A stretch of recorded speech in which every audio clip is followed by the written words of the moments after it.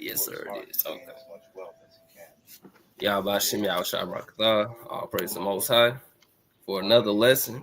All praise the Most High, making it to see another start of another week, man. Sunday, man. Sunday night class. We're going to part two with the Northern Southern Kingdom split. You know what I'm saying? So we're going to pick off where we left back off at verse 14. So, King, whenever you can get there, let me know. All right, First Kings chapter 11 and verse 14. And the Lord stirred up an adversary unto Solomon, Hadad the Edomite. He was of the king's seed in Edom. For it came to pass when David was in Edom, and Joab, the captain of the host, was gone up to hurry to bury the slain, after he had smitten every male in Edom.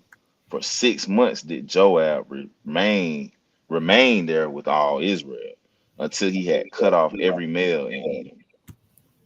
And Hadad fled, he and certain Edomites of his father's servants with him too, go into Egypt, Hadad being yet a little child.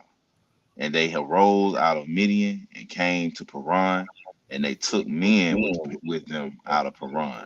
And they came to Egypt unto Pharaoh, king of Egypt, which gave him an house and appointed him victuals and gave him land. And Hadad found great favor in the sight of Pharaoh, so that he gave him to wife the sister of his own wife, the sister of Taphanes, the queen. And the sister of Taphanes bare Genubath, his son, whom Taphanes weaned in Pharaoh's house.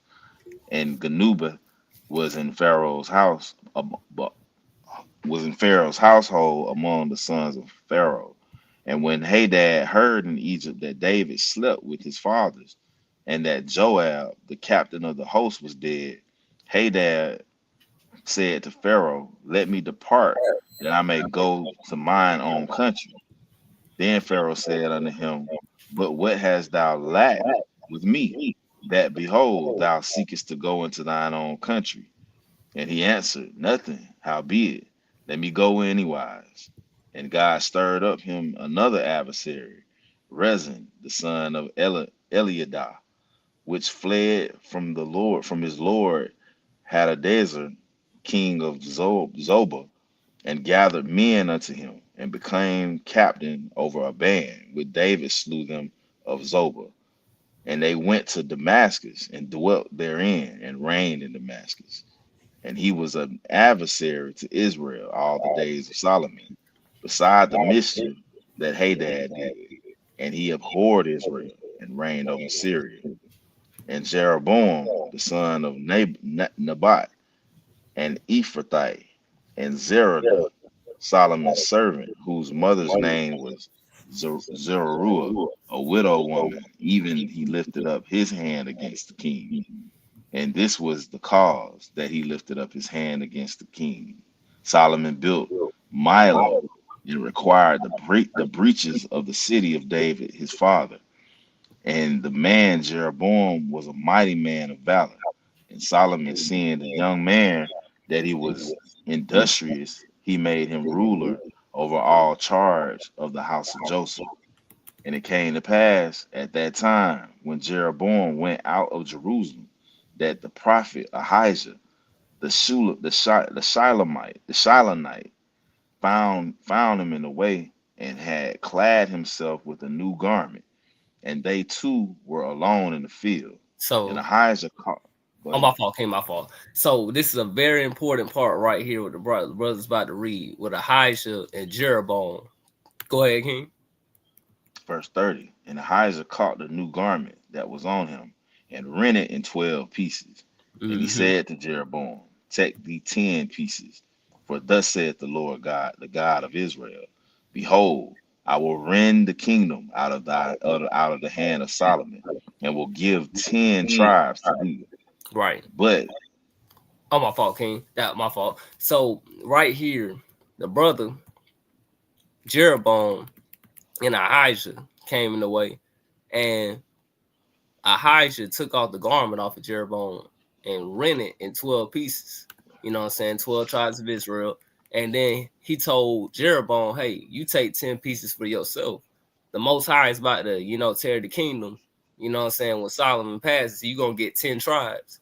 You know what I'm saying? So very key factor right here about the split right here. Go ahead, King. My fault. Verse 32.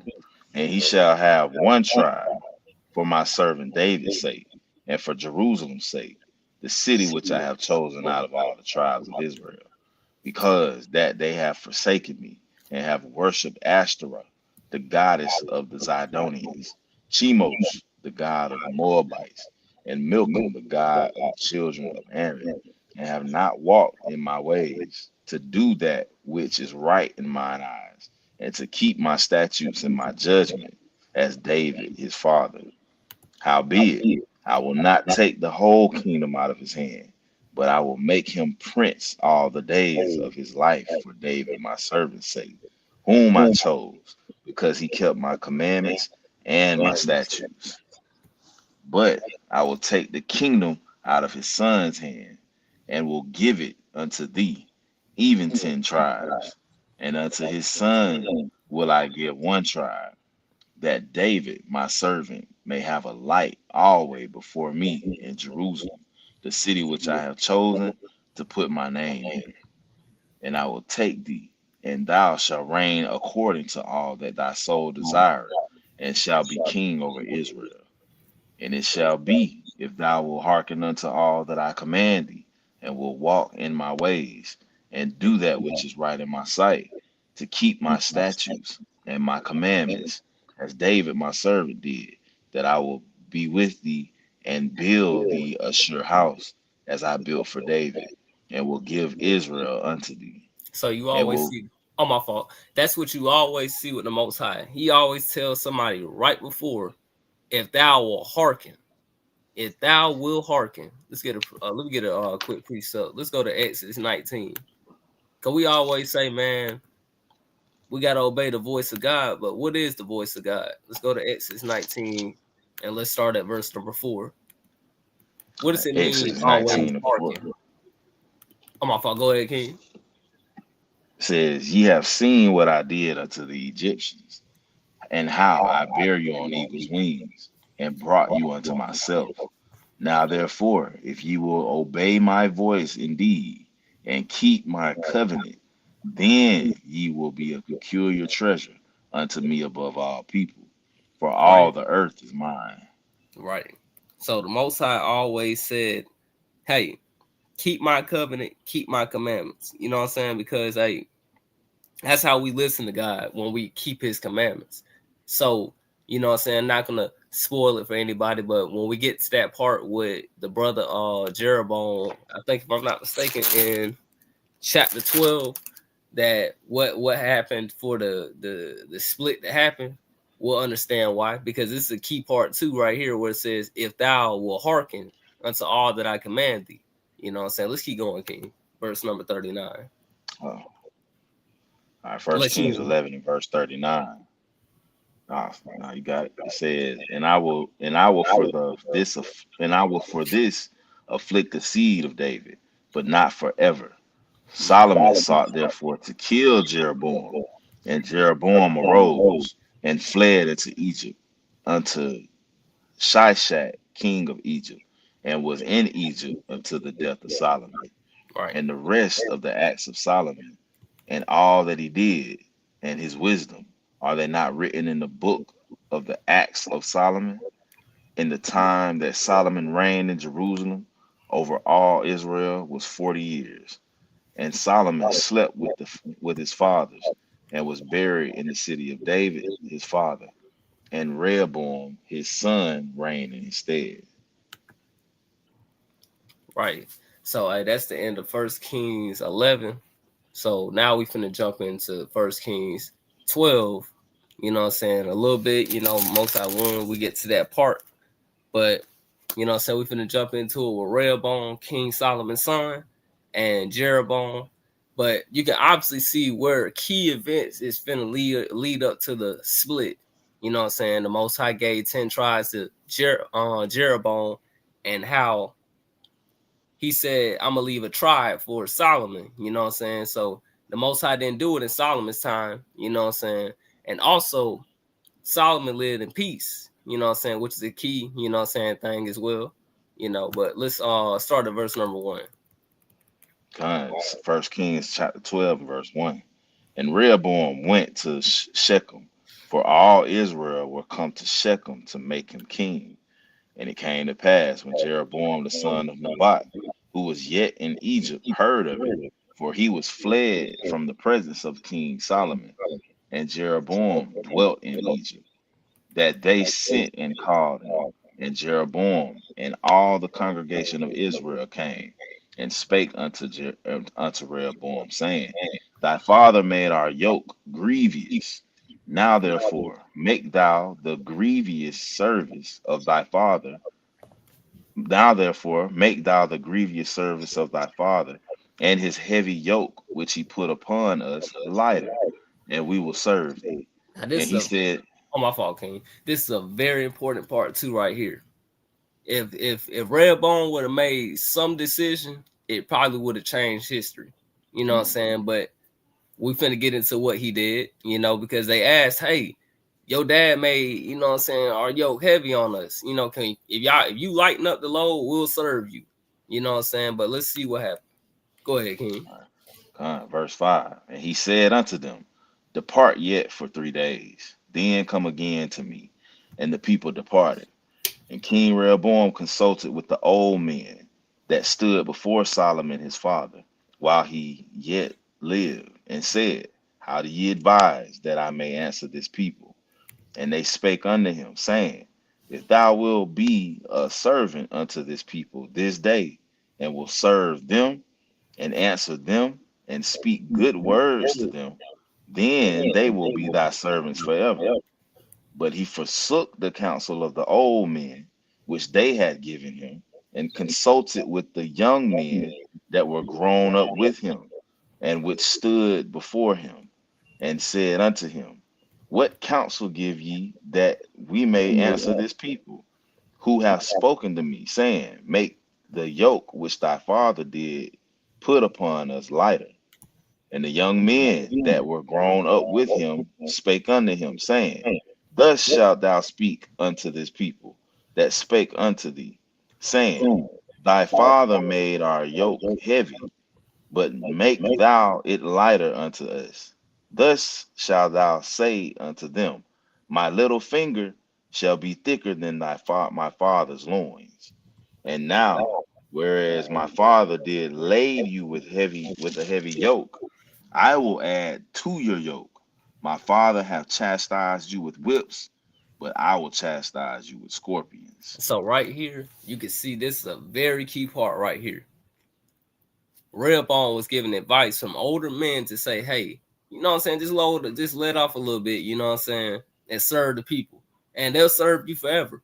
But he didn't want to hear the wise old man counsel. He went to people his own age. I think if I'm not mistaken, he was like in his 20s when he began to reign.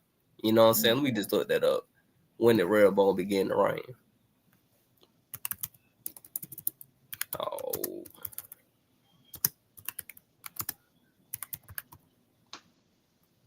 Now let's see what about let's see. It says Rehoboam was 41 years old when he became king of Judah after his father Solomon's death. Okay. Let me see.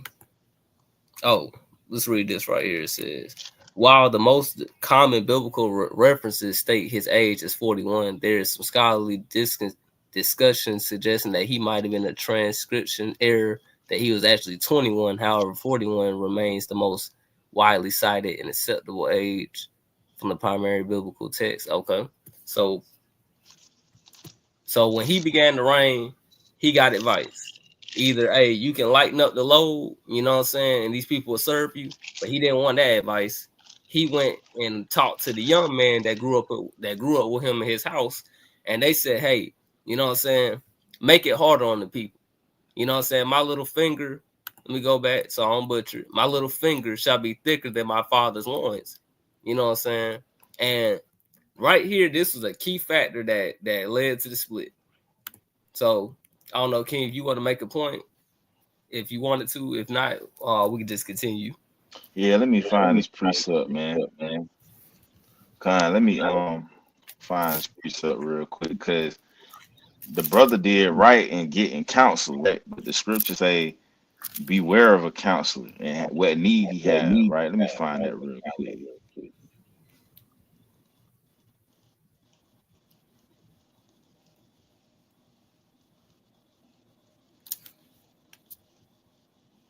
All right,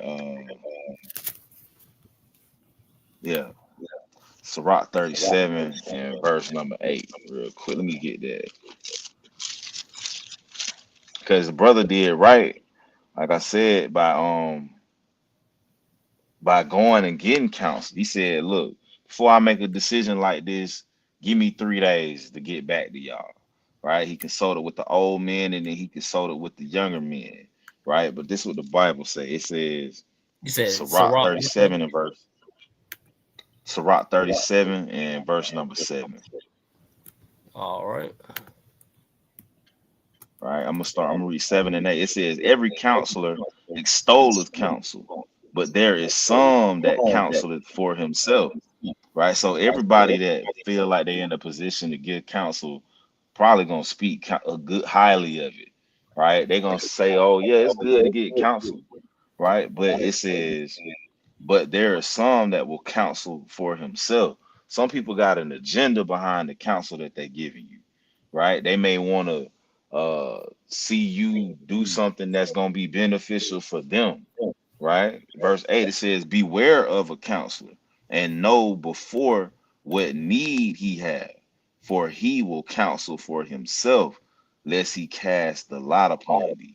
Right? So the Jeroboam went to the older men, right? A lot of them lived and stood before his dad. So his dad had done passed away. Chances is they was probably towards the part of their life where they was getting close to pass away. So the counsel that they was giving him, giving to Jeroboam, was just gonna be to benefit him and the people that was gonna live during his time. They was finna get ready to sleep with their fathers as well, versus them younger brothers. They like, hey, if we give him counsel and he listen to us, maybe that'll make it a little better for us. Maybe he'll promote us, or whatever the case may be. You can only but speculate with the information we have. But we see that those younger brothers gave him bad counsel, right? So whenever you get counsel, counsel is good. But when you get it, know what need that person have from you. Hey, do this person need something from me? Is that why they counseling me in this way? All right. Or do this person don't have a dog in the fight? They just trying to counsel me from a sincere place. Right. But I yield, King. Okay. Let's go back to it. So, All right. right. So, Redbone, he sought counsel and he forsook the old man's counsel. So, Redbone went to the younger man. The younger man gave him some bad counsel. You know what I'm saying? Something that led to a very key point in Israel history.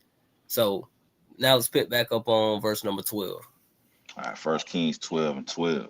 So Jeroboam and all the people came to Rehoboam the third day, as the king had appointed, saying, come to me again the third day. And the king answered the people roughly, and forsook the old men's counsel that they gave him, and spake to them after the counsel of the young men, saying, my father made your yoke heavy, and I will add to your yoke. My father also chastised you with whips, but I will chastise you with scorpions. Wherefore the king hearkened not unto the people, for the cause was from the Lord, that he might perform his saying, which the Lord spake by Ahijah the Shilonite, and unto Jeroboam the son of Nebat. You see, right? You see, King, right there. It says, "For the cause was from the Lord. This was from the Most High." You know what I'm saying? That his words might be, you know what I'm saying, done. So you can obviously see that all things operate off of Yahweh. Everything operates from Him. You know what I'm saying? The Most High wanted this to happen. But Right. like I said, we just got to understand that the Lord gives us. But all things operate from about the Most High and to do His pleasure and His will. But go ahead, King. My fault. Verse 16. So when all Israel saw that the king hearkened not unto them, the people answered the king, saying, what portion have we in David? Neither have we inheritance in the son of Jesse. To your tents, O Israel. Now see to thine own house. David, so Israel, departed from their unto their tents. But as for the children of Israel, which dwelt in the cities of Judah, Rehoboam reigned over them. Then King Rehoboam sent Adoram, who was over the tribute, and all Israel stoned him with stones, that he died. Mm. Therefore King Rehoboam made speed to get him up to his chariot to flee into Jerusalem. So Israel rebelled against the house of David unto this day. And it came to pass, when all Israel heard that Jeroboam was come again, that they sent and called him unto the congregation, and made him king over all Israel. There was none that followed the house of David, but the tribe of Judah only. Right. And I'm my fault. Keep going, King. I'm my fault. verse 21, and when Rehoboam was to come to Jerusalem, he assembled all the house of Judah with the tribe of Benjamin, and 180,000 chosen men, which were warriors to fight against the house of Israel, to bring the kingdom again to Rehoboam, the son of Solomon.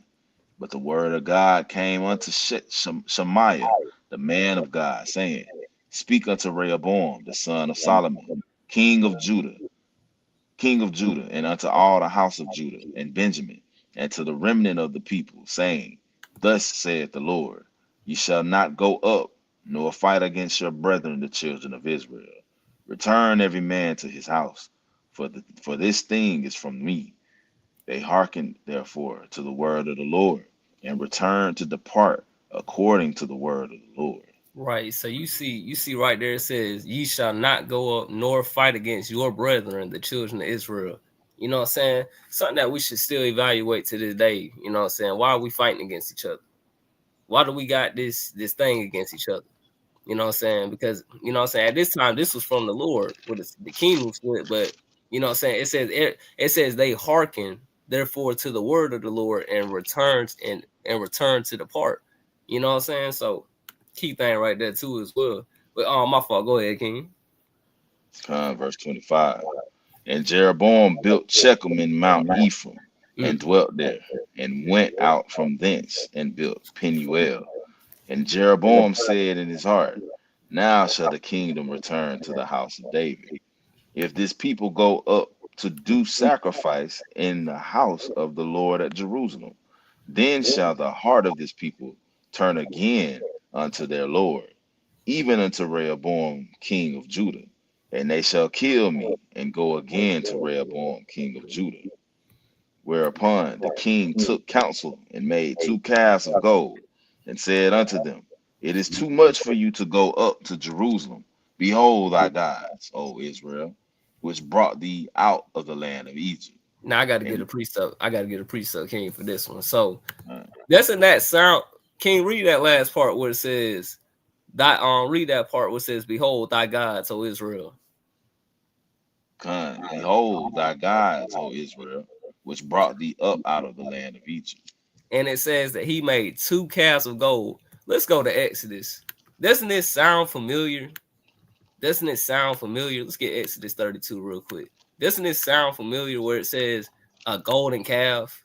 These are thy gods, O Israel, that delivered thee out of the land of Egypt. Let's get Exodus 32. And let's start at verse number. Let's see. Let's start at verse 1. Exodus 32 and 1. And when the people saw that Moses delayed to come down out of the mount, the people gathered themselves together unto Aaron and said unto him, up, make us gods, which shall go before us. For as for this Moses, the man that brought us out of the land of Egypt, we wot not what is become of him. And Aaron said unto them, break off the golden earrings, which are in the ears of your wives, of your sons, and of your daughters, and bring them unto me. And all the people brake the golden earrings which were in their ears, and brought them unto Aaron. And he received them at their hand and fashioned it with a graving tool. After he made it a molten calf. And they said, These be thy God, O Israel, which brought thee out of the land of Egypt. And didn't Solomon write in one of his writings that history always somehow not always somehow history always repeats itself? Mm. This man Jeroboam built 2 golden calves because he didn't want the 10 tribes going back making sacrifices. You know what I'm saying? So he made 2 golden calves and then said, These be thy gods, O Israel, which brought thee out of the land of Egypt. You know what I'm saying? These are the same things that keep occurring. History always somehow repeats itself, man. You know? Let me see. Let me see which verse in here that I want to get. Let's get verse number 25. In Exodus. Yeah, Exodus, real quick. Exodus 32 and verse 25. And when Moses saw the people were naked, for Aaron had made them naked unto their shame among their enemies. Like we said, naked always isn't you naked without no clothes. Naked means sin. These people were in sin because why? That's idolatry. The Most High said, don't make no graven image or nor bow down serving no idol. You know what I'm saying? So when Jeroboam did that, man, that's, you know what I'm saying, that's breaking the laws of God. You know what I'm saying? I don't know, you on the precept. Con, back up what you said. Let me get Job 31 and 33. He put the people in sin when he said he made them naked. He ain't stripped their clothes off. Right. All right, Job 31 and verse 33. It says, If I covered my transgressions as Adam by hiding mine iniquity in my bosom.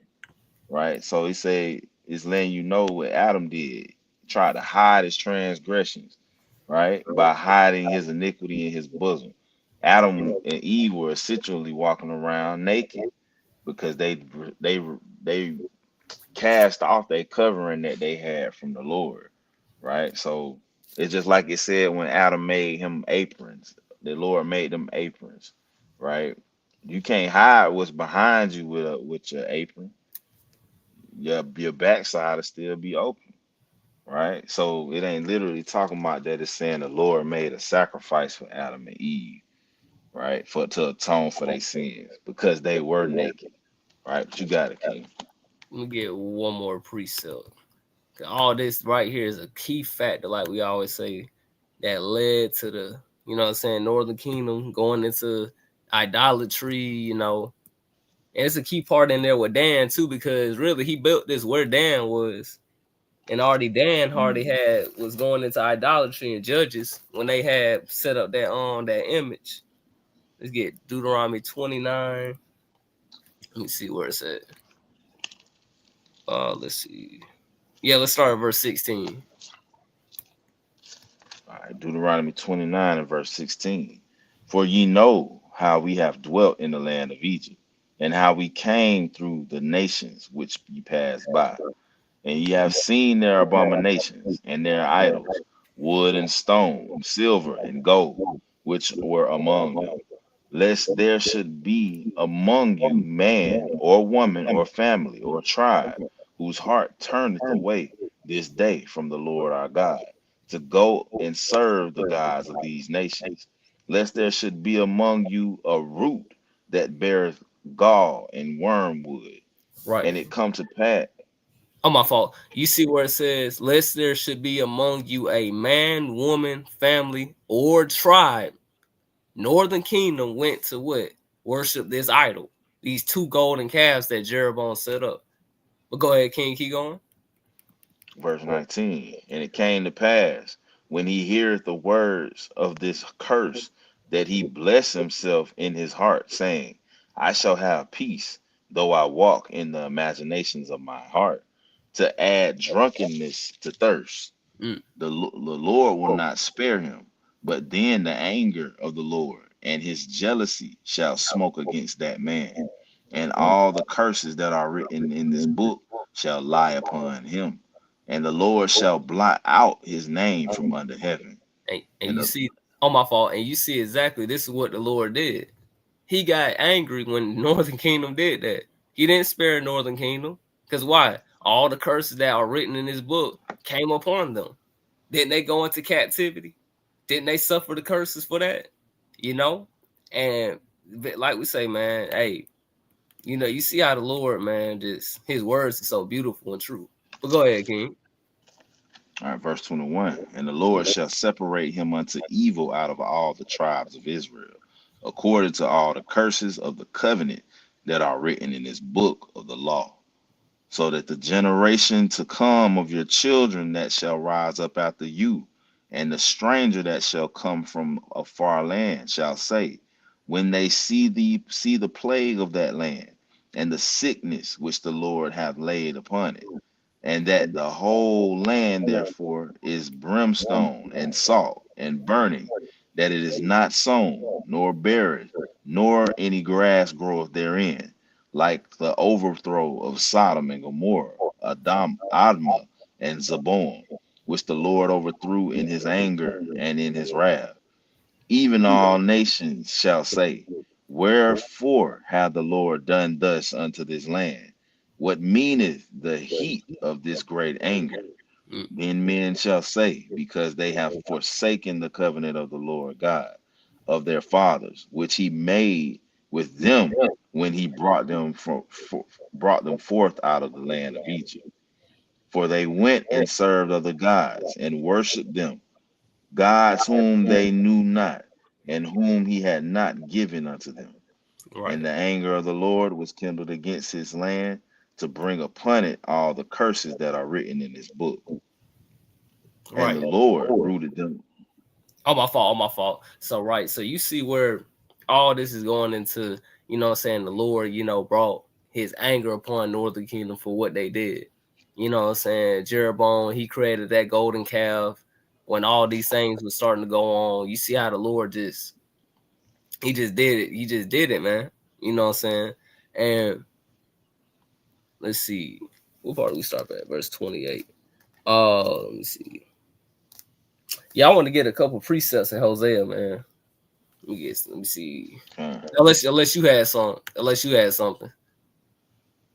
I was just gonna say in 1 Kings 12, right, where it says Jeroboam's agenda was basically to stop the people from going to Israel, right? Where it says in verse 25,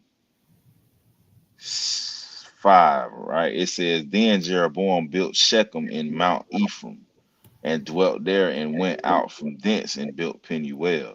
And Jeroboam said in his heart, now shall the kingdom return to the house of David. The reason he was saying that is because he knew in the law, right? Let me get that real quick in Deuteronomy 16 and 16. He understood that in the law, the Lord said 3 times out of the year, we all had to come before the Lord in the city that he chose, which was Jerusalem, right? It's Deuteronomy 16 and 16. It says, 3 times in a year shall all thy males appear before the Lord thy God in the place which he shall choose, in the feast of unleavened bread, in the feast of weeks, and in the feast of tabernacles. And they shall not appear before me, before the Lord, empty. Right? So 3 times a year, everybody had to come to Jerusalem for those feasts, and you couldn't appear empty, meaning you had to bring a sacrifice when you came, right? So Jeroboam was concerned about that. That's why he said, I don't want them to go there, right? Let me go back to 1 Kings 12 and verse 27. That's what he mean when he said in verse 27, if this people go up to do sacrifice in the house of the Lord at Jerusalem, then shall the heart of this people turn again unto their Lord. They like, look, they're gonna remember the laws if they start going back to Jerusalem. Let me do something to stop that. Right. So he went to billing them cows and then said, look, y'all don't gotta go over there no more. Right. Let me get one more precept, King. Let me go to Second Chronicles chapter 11 and verse let me see where I want to start. Uh let's start at verse 3, right? It says, "Speak unto Rehoboam the son of Solomon, king of Judah, and to all Israel and Judah and Benjamin, saying, Thus saith the Lord, ye shall not go up nor fight against your brethren. Return every man to his house." So this is the same account what we reading in 1 Kings 12. All right, it says, "For this thing is done of me, and they obeyed the words of the Lord and returned from going against Jeroboam." Right? It's a in verse 5, "And Rehoboam dwelt in Jerusalem and built cities for defense in Judah. And he built even Bethlehem and Etam and Tekoa and Bethzur and Shokel and Adullam and Gath and Marashah and Ziph and Adorm and Lachish and Azeklah and Zorah and Ajalon and Hebron, which are in Judah and in Benjamin, fenced cities." So Rehoboam built all these, basically these fortifications, just in case they try to come back and fight against us, we'll be ready, right? It says, verse 11, "And he fortified the strongholds and put captains in them and store of victuals and of oil and wine. And in every several city he put shields and spears and made them exceeding strong, having Judah and Benjamin on his side." So at this time, it was just Benjamin and Judah that was still in Jerusalem and in these cities, right? It says, so this is verse 13 is where Levi becomes part of Southern Kingdom. It say, "And the Levites," it says, "and the priests and the Levites that were in all Israel resorted unto him out of all their coasts. For the Levites left their suburbs and their possession and came to Judah and Jerusalem. For Jeroboam and his sons had cast them off from executing the priest's office unto the Lord." And so the reason Levi came to join Southern Kingdom was because Jeroboam was worshiping false gods. He like, look, we don't need the Levite priesthood no more. We can just set up anybody to be the priest, right? In verse 15, saying he ordained him priest for the high places and for the devils and for the calves which he had made. Right. So that's how you get Benjamin, Judah, and Levi ending up in Jerusalem, and the other rest of the tribes still off with Jeroboam. All right, but you got it, King. Right. That's crazy, man, because like you can see like, man, this was a very key part in history with Israel, you know what I'm saying? Because today they try to, you know what I'm saying, say, "Hey, where's the 10 tribes?" You know what I'm saying? What happened to the 10 tribes? You know, but we can see what happened, man. Let's get this in Hosea 11 verse number 5. We're going to start at verse number 5. Hosea chapter 11 and verse number 5. It says, "And he shall not return into the land of Egypt, but the Assyrian shall be his king, because Right. they refuse to return. And the sword shall abide on his cities, and shall consume his branches and devour them, because of their own counsels. And my people are bent to backsliding from me. Though they call them to the Most High, none at all would exalt him. How shall I give thee up, Ephraim? How shall I deliver thee, Israel? How shall I make thee as Admah? How shall I set thee as Zeboim? Mine heart is turned within me. My repentings are kindled together. I will not execute the fierceness of my anger. I will not return to destroy Ephraim, for I am God and not man, the Holy One in the midst of thee, and I will not enter into the city. They shall walk after the Lord. He shall roar like a lion. When he shall roar, then the children shall tremble from the west. They shall tremble as a bird out of Egypt, and as a dove out of the land of Assyria. And I will place them in their houses, saith the Lord. Ephraim compasseth me about with lies, and the house of Israel with deceit. But Judah yet ruleth with God, and is faithful with the saints.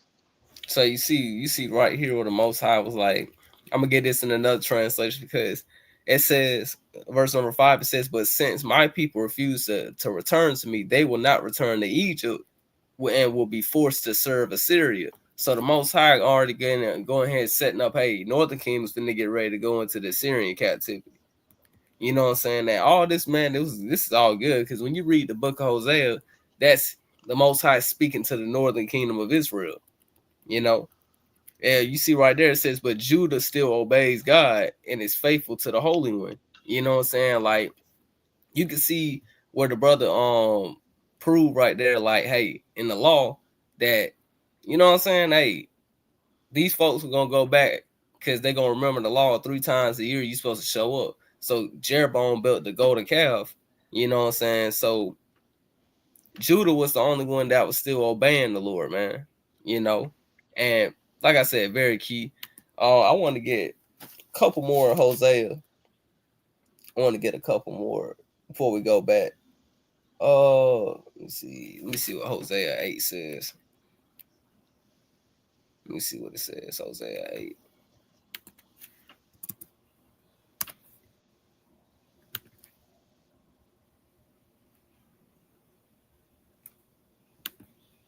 Oh, damn it, that computer going slow.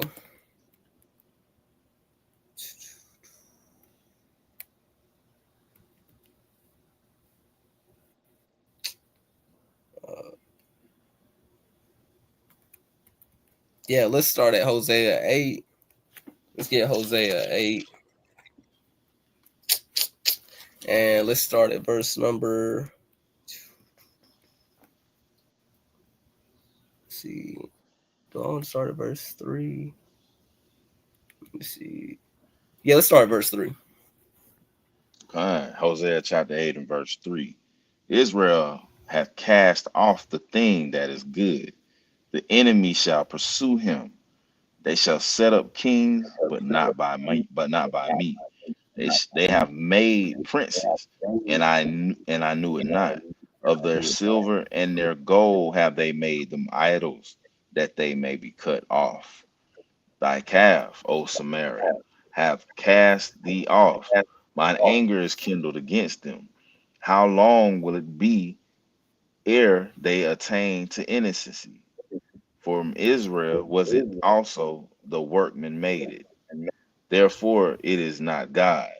But the calf of Samaria shall be broken in pieces, for they have sown the wind, and they shall reap the whirlwind. It have no stalk, the bud shall yield no meal. If so be it yield, the stranger shall swallow it up. Israel is swallowed up. Now shall they be among the Gentiles, as a vessel wherein is no pleasure. For they are Right. gone up to Assyria, a wild ass along by himself. Ephraim have hired lovers. Yea, Yeah, and though they have. oh, my fault, King. But you see right there, that proves that, hey, it said right there in Hosea 8 and 8, it says, oh, go to it. I think I'm in another translation, my fault. Yeah, I'm in the NLT, my fault. Let me go back to the King James version.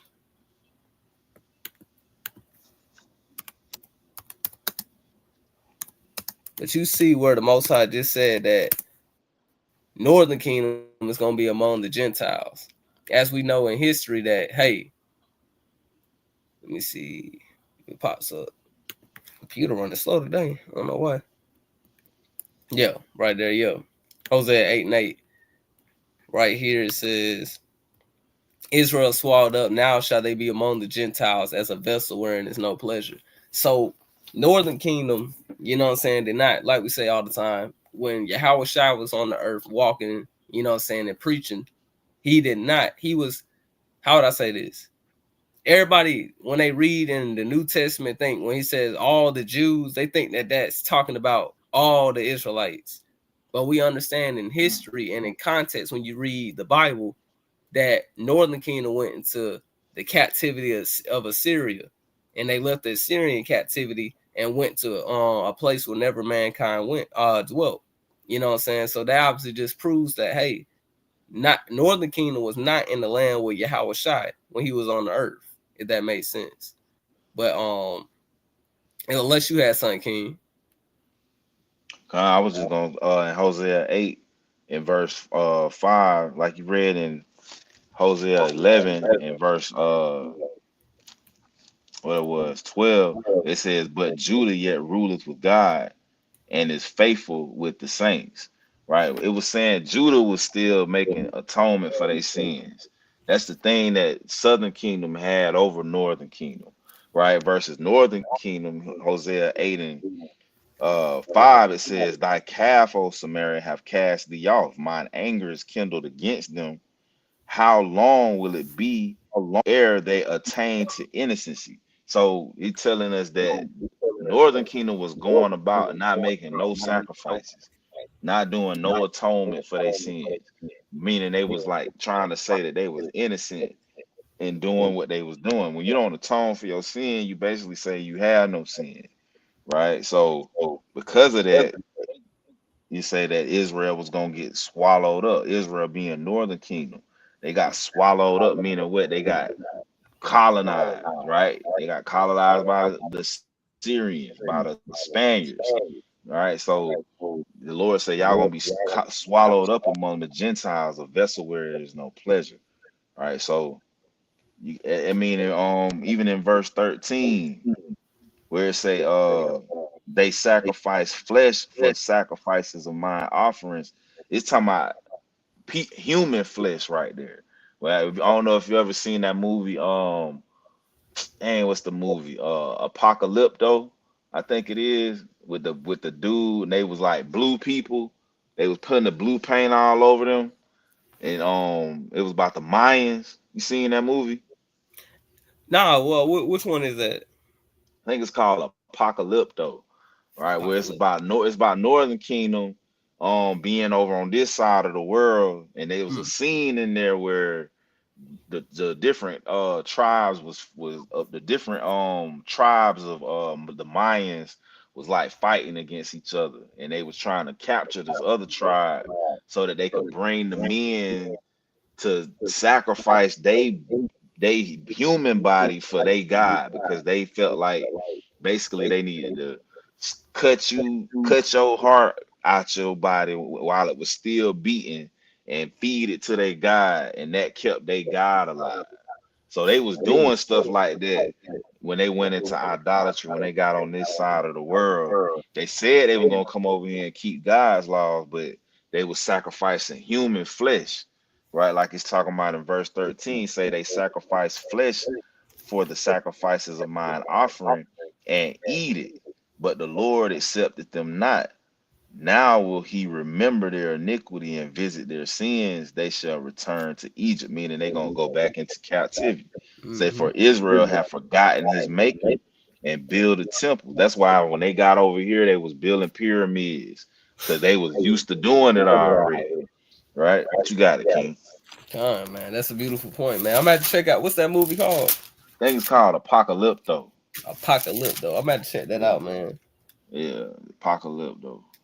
And you starting to see they making a lot of movies about Jake these days. We was texting last night. Remember, they made that new movie on Netflix, Boaz and Ruth. Yeah. I ain't gonna lie, it was fire. I ain't gonna lie, it was fire, man. Yeah. Like you can see, it was so many points in there that was referencing so many things from the Bible, but they got to put a little twist to it. Yeah. I thought it was pretty cool movie. The way they did it, the way they modernized it. Right. Nah, that was a good one. And I was like, man, that's actually good. I might have to go back and probably check it out again, man. That's a good movie. Let me get a couple more precepts. I want to get one at Hosea 10. It's in Hosea 10. Let me see if I can go to it real quick. Let's see how long I've been on point here. Been about 40, 49. Shalom El Rosaias. So we have 40 something minutes. Okay. Let me see. Hosea. Let me see. Yes, it's when you read Hosea, man, they got a lot of key. Let's start at verse number 4. Hosea 10 and 4. Hosea chapter 10 and verse 4. They have spoken words, swearing falsely in making a covenant. Thus judgment springeth up as hemlock in the furrows of the field. The inhabitants of Samaria shall fear because of the calves of Bethaven. For the people, for the people thereof shall mourn over it, and the priests thereof that rejoiced on it, for the glory thereof, because it is departed from it. It shall be also carried unto Assyria for a present to King Jerob. Ephraim shall receive shame, and Israel shall be ashamed of his own counsel. As for Samaria, her king is cut off, and the foam upon the water, as the foam upon the water, and the high places also Avon, the sin of Israel, shall be destroyed. The thorn and the thistle shall come up on their altars, and they shall say to the mountains, cover us, and to the hills, fall on us. O Israel, thou hast sinned from the days of Gibeah, from the days of Gibeah. There they stood. The battle in Gibeah against the children of iniquity did not overtake them. It is in my desire that I should chastise them. It is in my desire that I should chastise them, and the people shall be gathered against them, when they shall bind themselves in their two furrows. And Ephraim is an heifer that is taught, and loveth to tread out the corn. But I passed over upon her fair neck. I will make Ephraim to ride, Judah shall plow, and Jacob shall break his clods. Sow to yourselves righteousness, reap in mercy, break up your fallow ground, for it is time to seek the Lord till he come and rain righteousness upon you.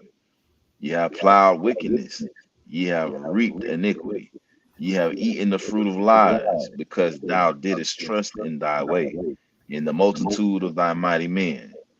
Therefore shall a tumult arise against among thy people, and all thy fortress shall be spoiled. And Solomon spoiled Betharbel in the day of battle. The mother was dashed in pieces upon her children. So shall Bethel do unto you because of your great wickedness. In a morning shall the king of Israel utterly be cut off. All right. So in verse 6 was a key part. I'm reading another translation, NLT. It says, this idol will be carried away to Assyria, a gift of the great king there. Ephraim will be ridiculed, and Israel be ashamed, because its people have trusted in this idol. So our people was trusting that calf, that golden calf, man. You know what I'm saying? And most of let me see what we at. About 53 minutes. We can finish the rest of this out. Let's see where we started. I think we started at verse 27. Was it 27 or 28? In First Kings 28. 28. Okay, let's go back to First Kings. First Kings 12 and 28. Yep.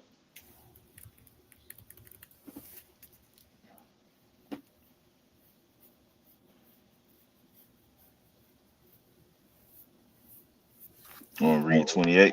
Yeah, let's read verse 28. All right, First Kings 11 and verse 28. Whereupon the king took counsel and made 2 calves of gold, and said unto them, it is too much for you to go up to Jerusalem. Behold thy gods, O Israel, which brought thee up out of the land of Egypt. And he set the one in Bethel, and the other he put in Dan. Right. And this thing became a... Oh, go ahead. Yeah, and you see right there where it says Dan. Dan already had been in idolatry, man. Let me get a quick precept, then we're going to jump back real quick. Let me get that in Judges, because Dan was already kind of in the idolatry. You know what I'm saying? Let me get that real quick. It's in Judges. Judges, I want to say, was it 18? Yeah, Judges 18. I'm going to read it real quick. Let's see, it's in Judges 18. And you see in the title of the lesson, Google already knows it says idolatry in the tribe of Dan. So Dan was already known for idolatry. You know what I'm saying? Let's get verse number 30. Verse number 30. All right, Judges 18 and verse 30.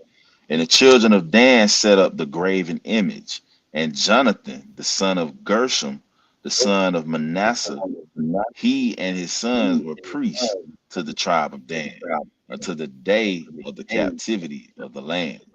And they set up Micah's graven image, which he made all the time that the house of God was in Shiloh.